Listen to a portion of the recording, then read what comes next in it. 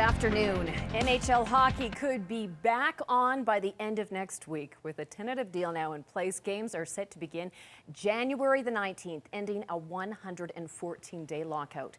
The 10-year agreement gives players a 50% share of the revenue. That's down from 57%. The league has agreed to a $64.3 million salary cap. That's up from $60 million.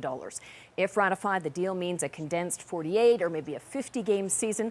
But the question remains, now that the NHL is back, will the fans come back too? Daryl Rummel reports.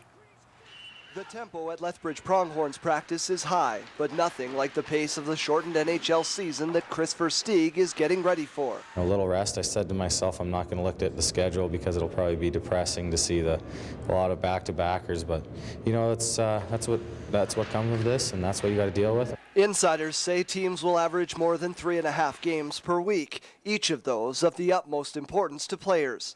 You got to really give thanks to the guys that were there on a daily basis and work their butts off to get the deal they could and what deal they thought was best they could. And if they do believe it, then I believe it too. But are those games important to fans after 113 days of frustration? Without you, please come back. Oh, hockey, please come back. Hockey has indeed come back. The song and dance is over. But will the fans who vowed to never go back be there once the puck drops? You know, this is the place to support the Hurricanes game, support local. They're going to sit there and fight and be locked out. You know what? This is where we should be supporting them. Local, not national. I'm not going to forgive this season. I'm pretty much done with the NHL for the rest of the season. Big Oilers fan. It's been a hard time being a fan of them for a number of years now. But, you know, I'm going to take the season off. I'm indifferent, and I've been indifferent for 2 months.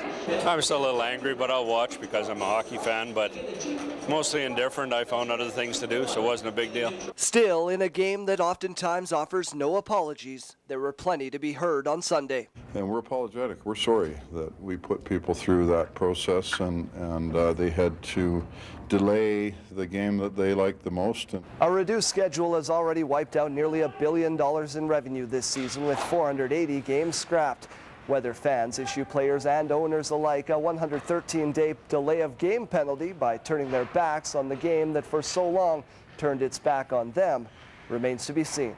Or not seen, if some fans have their way. Daryl Rummel, CTV News, Lethbridge.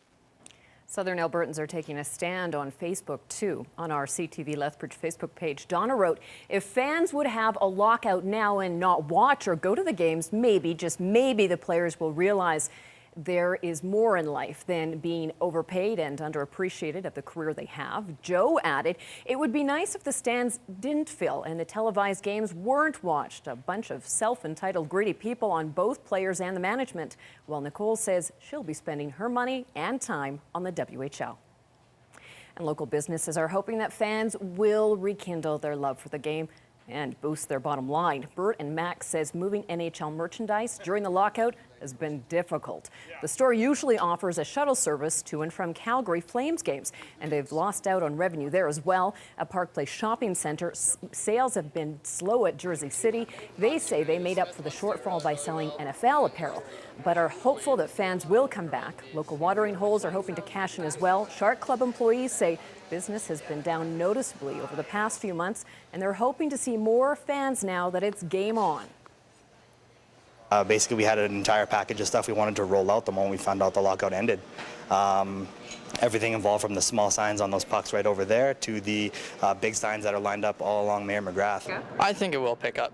I mean, people love hockey, right? So they're gonna come buy stuff. They're gonna want to support their team regardless of lockout issues. I had one customer say, I just want to spit on that jersey right there. Just that's their kind of attitude. Not everybody feels the same way, but the majority of the people are very unhappy with what's been going on. Not surprisingly, all of the retailers we spoke to today say they're happy the NHL will soon be back in action.